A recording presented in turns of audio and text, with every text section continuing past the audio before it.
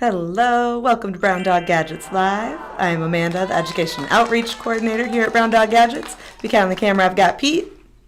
Yes, still here. Still here. I never leave.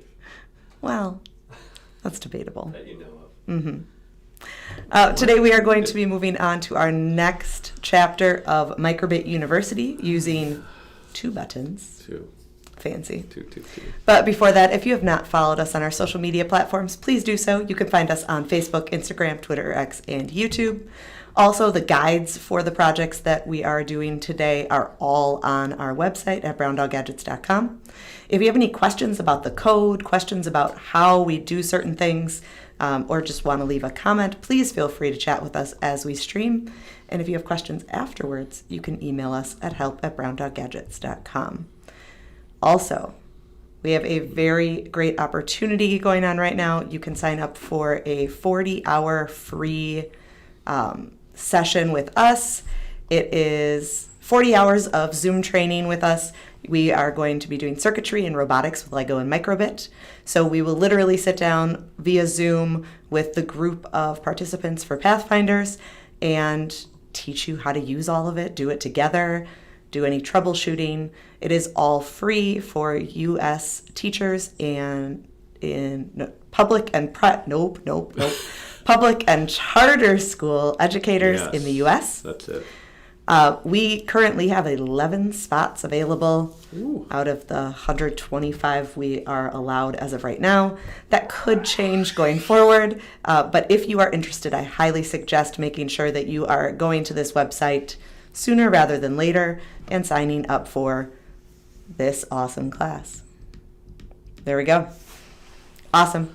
So today we are diving into our Chapter 5 of MicroBit University using two buttons. Switch to that overhead cam. Josh zoomed in for me earlier today. Yeah, I was wondering what happened today. Yep. Okay. So reminder, we are connecting our bitboard and MicroBit via maker tape on a Lego base plate to our circuitry components.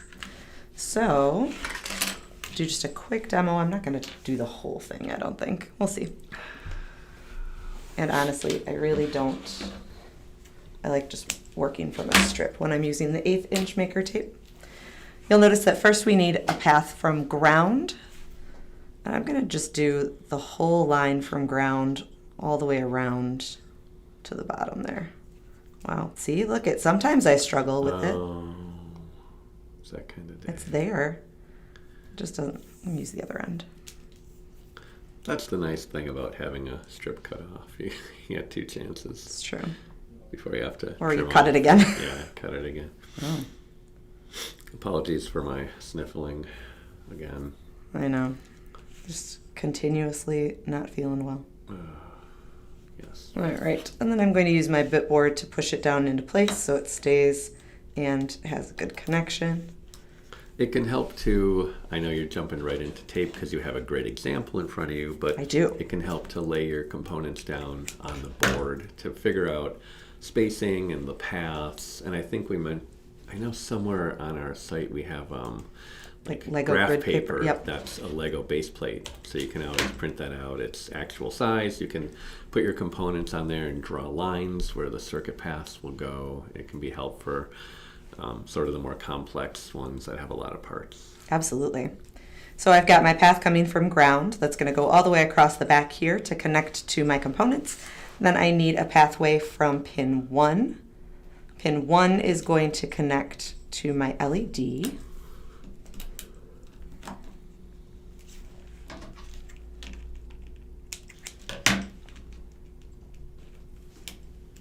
Starting strong today. Is it Josh? No, it's not Mike, Josh? who says I've got to get one of these expansion boards. Yes, I mean, Mike, they are so much fun. I want to say the Bitboard is one of the best out there. It really is. Yeah. All right, so I'm going to make sure that my ground is going to come to the ground side of my LED. So the white holes on the LEDs are ground. The colored side, which is black on the LEDs, is positive. So the positive side is going to lead to the pin. So I need to make a little pathway for my ground.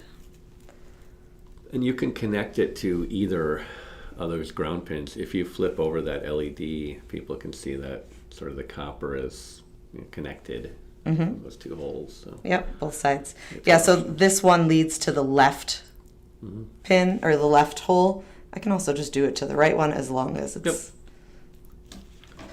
as long as I am leading ground to negative, and then it comes out the positive side to the pin. Yeah. And then we do have two different size push buttons with our Crazy Circuits parts. The ones that Pete has been using are the smaller ones. They cover about, what, 3? Yep, 3. Yeah, they cover a space of 3 studs, whereas the larger ones have a footprint of 8, so it's a little bit bigger. So it's really just dependent on what you want to use it for. I know we've used the larger one for like when we've done some of the games where you want to like quickly press that button, have a really good feel. Have a little more room. It works well. If you need a tight space, the smaller ones work great too. Absolutely. And then our first push button is going to be coming from pin 4.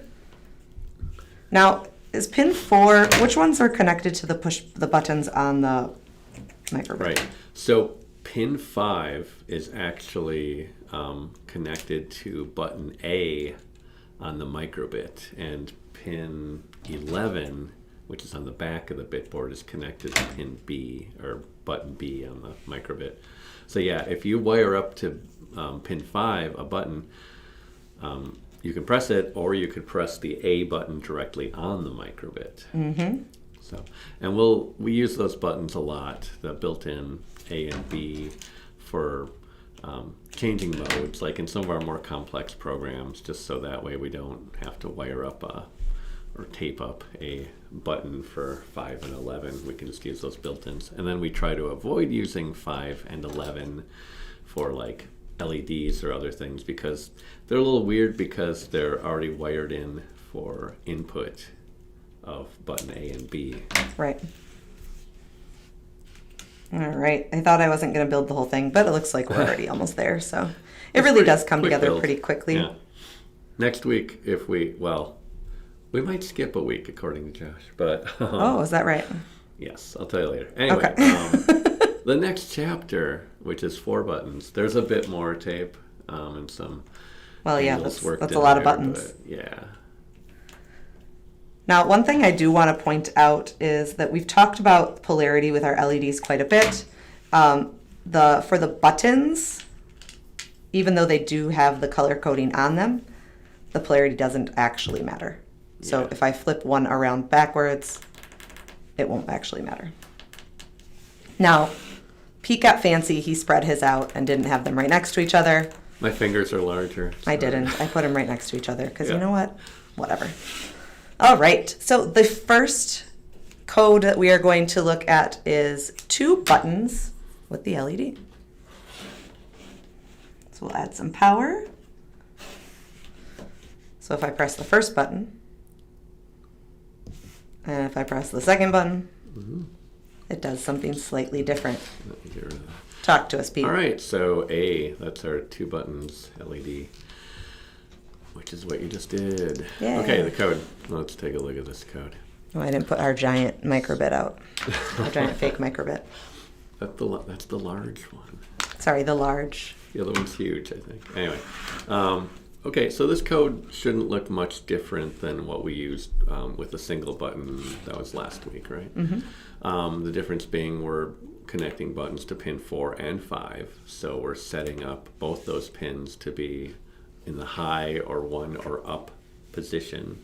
The pins that way, when you press that button, you're making the connection between that pin and ground, what's called pulling the pin low, as it were. But you can think of like pressing down on the button. That kind of helps too. For our forever loop, we're once again just kind of doing that really simple checking if the pin has been pulled low, pulled to 0 by being pressed.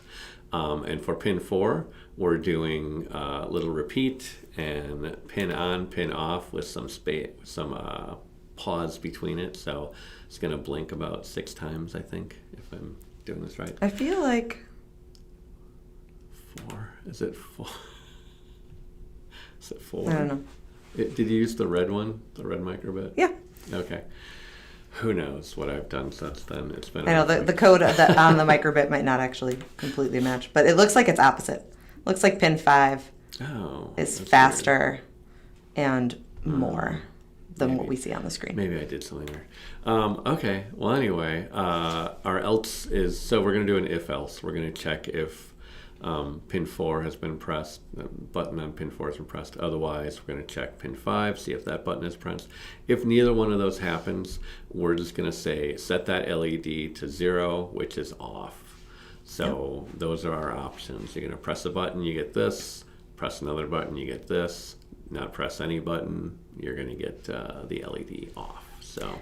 And then you said that the 2 buttons on the MicroBit, A is connected to pin 5, correct? Yeah, so if you press 5, you'll get the same thing you would get if you pressed the button on pin 5. Awesome. And I did hear the sound that I think we had a comment to. Oh, let's take a look. Well, here's a good one. Yes, that's what Mike says. So we used to use copper tape on Lego, but the Maker Tape is so much easier to use. First of all, you can just overlap pieces. That is number one, so great. It's Z-axis conductive, so you can overlap the Maker Tape, and it works perfectly fine. But then it also comes off. So easily. I've literally gone through the different pieces of Lego that we have in our closet and found ones that still have copper tape on them because they just couldn't get it off. I just throw it away. You'll notice that I can pull it off easily, reuse the base plate, move things around if it wasn't exactly where I wanted it. I know I just created this one and look at that. Clean and ready for the next use. So yeah, the Maker Tape is a fabulous product to build circuitry on the Lego base plate, for sure. The one advantage for copper tape is you can actually solder to it, which I know some people have done some really weird like paper circuits involving copper tape and soldering components down to it. It's more of a because I can sort of thing, like, oh, this is really weird, I'm going to do it.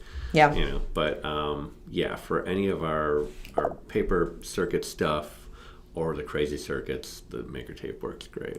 And also what I really like that I think is pretty cool is that it also fits in between the studs. Yep. So you can run a path at the bottom as well as something over the top, and it won't come in contact, which is really cool. And we'll be doing that in a couple weeks probably. Mike, it is way better than copper tape, like for everything except soldering too. If you're doing stained glass, you want copper tape. That's fair. That's about it. All right, so our next one.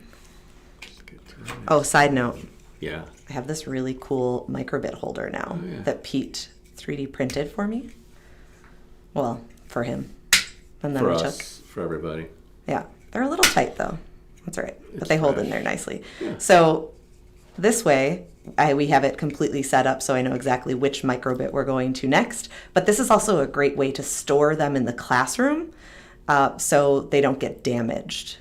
Pete found out the hard way that you just let them sit around, right, in a box that gets shipped everywhere. Well, no, I discovered that because we would take a dozen or more to a trade show and they just get thrown into a container, that sometimes one of the buttons would get kind of smashed and a solder joint break loose.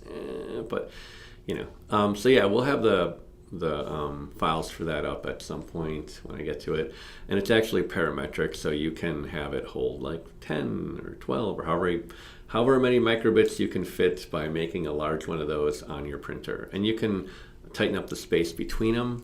I have it so you can kind of at least stick your fingers in there to grab them. Yeah, I think that's a good amount of space. I tightened that one up a little compared to the last one, but I think that's about right. Well, and if you're watching, so he also has, this one is angled slightly, whereas this one is straight up and down. Josh really wanted an angle, and it took one more line of code to do that. I don't know which one I prefer. I think I prefer, I don't know. I'd like I'll make the a blue, bunch though. more of them. Side note, it also has a BDG on the bottom. Yep. Totally. Very cool. All right. Side note.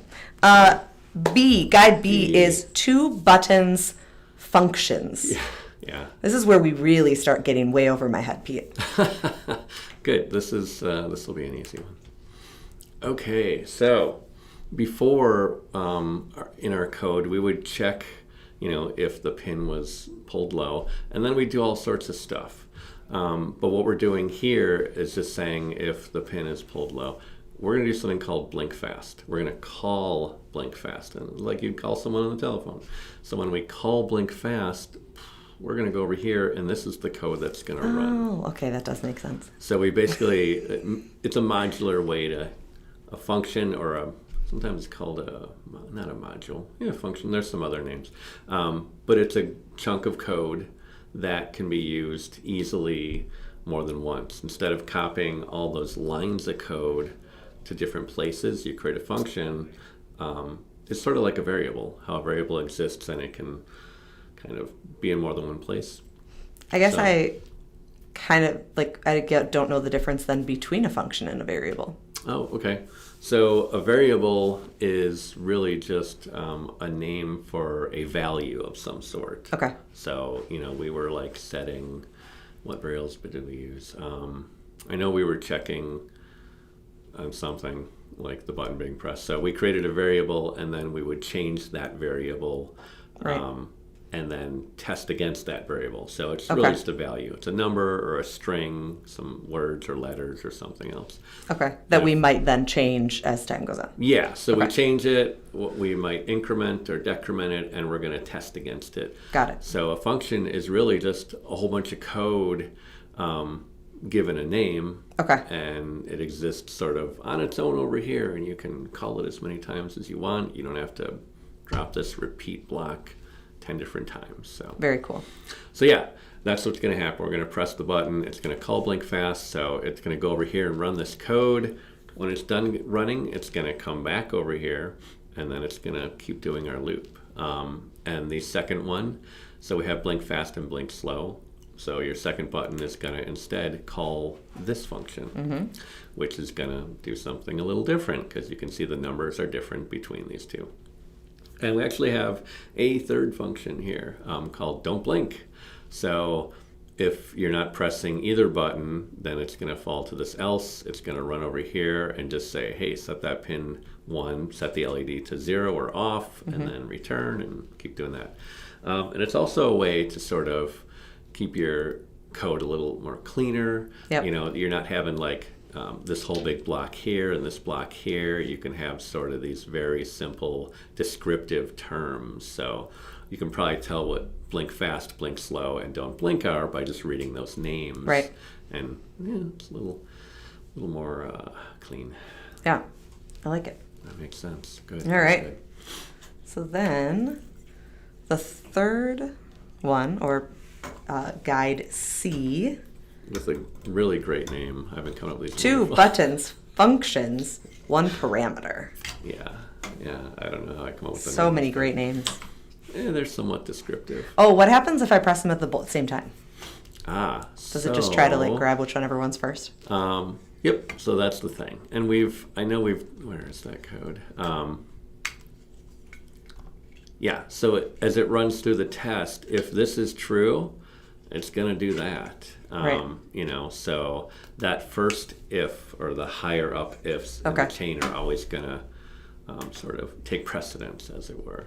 I pressed 5 first, I think. So I know we've done like game show button things before. Right. And we do this sort of thing where it's if this, else, else, else. And it's like that team on top has the best advantage. But again, it's, milliseconds or hundredths of a millisecond difference, because that code is running pretty darn fast. Yeah. Okay. Cool. Are we on C? Yep, we're on C. Okay. C code. I know that because the third slot is empty on my MicroBit folder. Right. Okay, this one's pretty similar, but instead of having a blink slow and a blink fast, what we're going to do is have one function called blink xnum. Num is num is a number. Yep. X or N in programming a lot of times is used as sort of a placeholder for like a number. So when I say blink X number, it could be blink 4 times, blink 8 times. It could be whatever. It's just what we're calling our function. Right. I thought it was a descriptive name, etc. So when you create a function, you can add what's called parameters to it. So we added a parameter, a number, and it named the variable num right away. So over here in our forever, if you press that button, it's going to call the function, and it's going to pass that parameter number 4 into it. So it's going to say blink num, and that num is going to be 4. So when we get to our repeat, it's going to say num, and how many times is it going to repeat?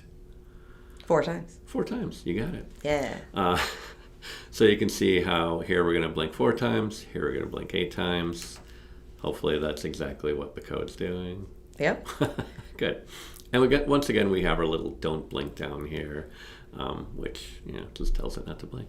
So pretty simple, but again, a way to sort of do more. Instead of having 2 different functions, a blink fast, blink slow, and then you're dealing with this code. And the only difference between that code was sort of the pause for how fast or slow it was turning on and off. So you can see here how we can easily change that repeat number. So, but not the pauses. Not yet. We'll go one further on that. Perfect. We'll go one further. Like we normally do. On the next, we always do, right? All right. And then the fourth one, 2 buttons, functions, 2 parameters. I know, right? This last one's hard slot. I've gone too far. Okay, yes, D, the wonderfully named 2 buttons, functions, 2 parameters, as you said. It's a great one. Okay. There we let's go. look at the code Different here. speeds. Okay, so as we were just saying, what we've done is added a second parameter. So we've got num and we've got num2. Right. Okay. So over here, when we call blink X, I've called it XP for X being the number of repeats and P being the pause amount. Again, you can name it anything. It helps to be descriptive in names, but as long as it means something to you, it's all good. So again, we're going to call it, we're going to give it how many times it's going to repeat, and then we're going to give it the pause between the turning on and off. Got it. So that's where we can change, our, I guess one could be considered blink slow and blink fast or whatever. So if you press the left button, it's going to blink like that. If you press that right one, it's going to go, I think, twice the speed if I did my math right here, right? I mean, that sounds So right. it's going. Our pause time is in half, but our repeat time is doubled, right? So, and those could be any numbers, of course. But once again, we've got our don't blink function down there. Hat tip to anyone who gets that don't blink reference. Post it in the comment thing, and we'll give you a high five or something. That's all right. I don't. There's no Doctor Who fans in the house. That's okay. All right. Anyway, so It's from Doctor Who.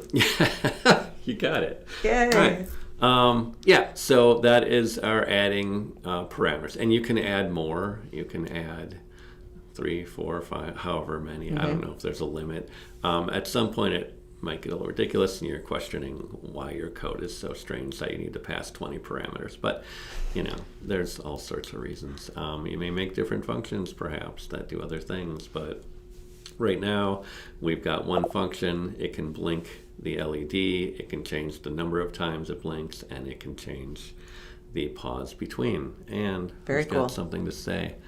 Wait, Mike's just got a Yeah. he's got an HTML reference, which I'll accept that. That's fine. I mean, it's better than my answer. He'll blink tag. Your answer's fine. Cool. What else do we got? I think that's all of them. That was number 4. Really it? Or letter D. Letter D. You got it. All right. Yeah. So that was our 2 buttons. Yeah. With our MicroBit University. Just a reminder that we've got a ton of other chapters there as well that you can check out. We've gone through from just coding a single LED, multiple LEDs, and now we're into buttons. The next one, whether it's next week or not, I have not been told, We'll find will out. be 4 buttons. Yeah, and we've been trying to give, I don't want to say it's overkill. We're giving a bunch of examples. I was talking to a friend of mine who's a programmer, and I said often, people who are well versed in a language or even worked on creating a language, they'll have it so in their mind that they know how everything works. They'll give an example and they'll just do like one example or two, and it's like, if you don't get it, that one example, Right. you get lost. So I think we're trying to give a number of different examples. So like, 2 buttons. This could just be one single example, like, oh, you hook up 2 and you use this code. But, let's work in a bunch of different other things too. And Well, I think show you some other stuff. that relates for me when I was teaching 2nd grade, teaching math. Like, we teach kids multiple different ways to add and subtract because something will work better for them and a different way may work better for someone else. And it clicks differently. Yeah.